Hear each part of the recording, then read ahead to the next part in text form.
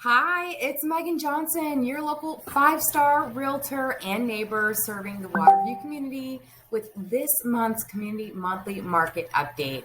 I come to you with some current market and outlook news and the listing and selling market stats for the month of May. So let's dive in, shall we? When we evaluate the overall economic climate and the market for real estate in the greater Dallas area, we're currently operating under four primary forces.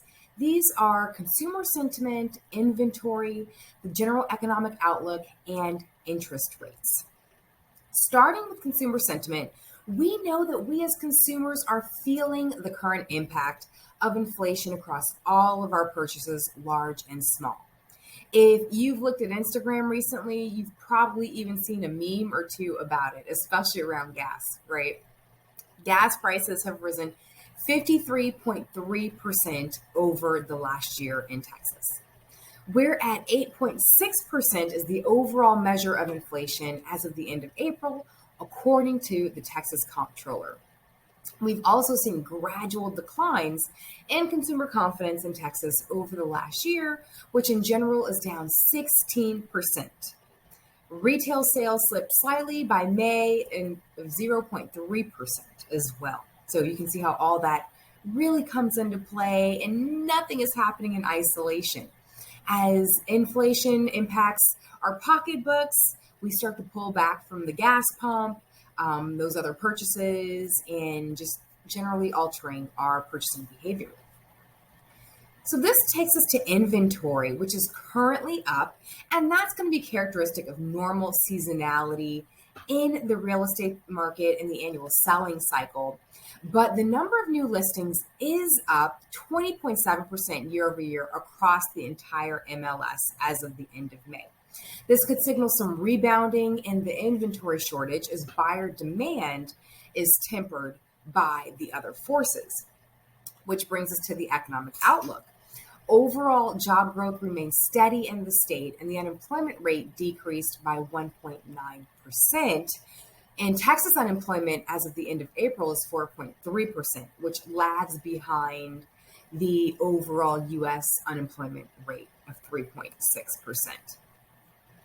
Looking at interest rates last week, unfortunately, again, the Fed raised the benchmark interest rate by 75 basis points, bringing the federal funds rate to a range of between 1.5% and 1.75%, with additional commentary that more rate hikes are coming to slow inflation.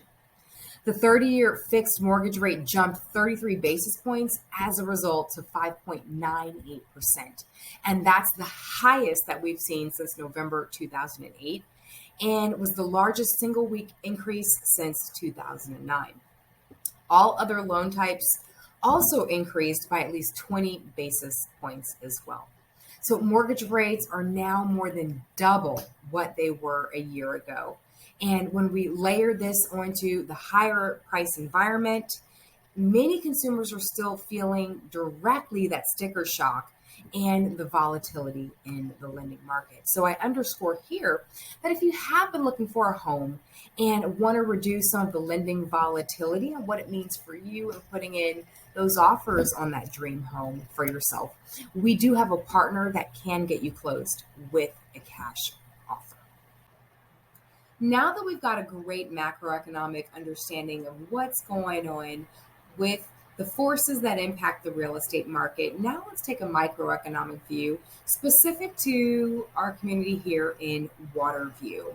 We had 6 listings go active during the month of May and 5 sold listings during that same time period.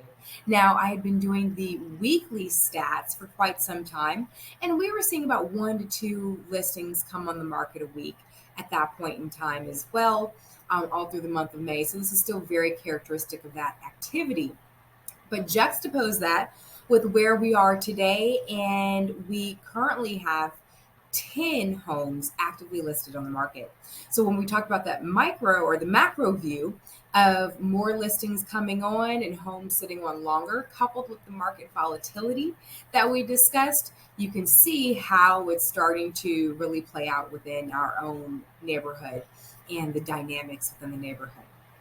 Although we will still see that prices are continuing to rise, the median list price for those homes was $515,000. The median sold price was $520,000, representing a 107% sales price to list price ratio. So for those homes that still are the most properly positioned and competitively priced homes, you're seeing that they're still turning within about 4 days at the median level on market. So they're still going very fast. They're selling for over list price, which is still a great sign and good news for sellers. But it also underscores the fact that if the home isn't properly positioned in price, there are still some laggards out there and homes are languishing amongst the alternatives. So it's very important for you all to get the proper selling strategy and positioning strategy on the front end to make sure that this doesn't happen to you. If you need any more advice or counsel in that regard, know that I'm always here and am happy to help.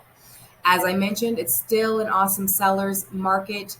We are seeing 0.6 months supply of inventory. So if you need any additional counsel, know that I'm always here and I'm happy to help. It's Megan Johnson, your go-to realtor here in the community with Realty One Group. And I'll see you next time. Chat soon. Bye.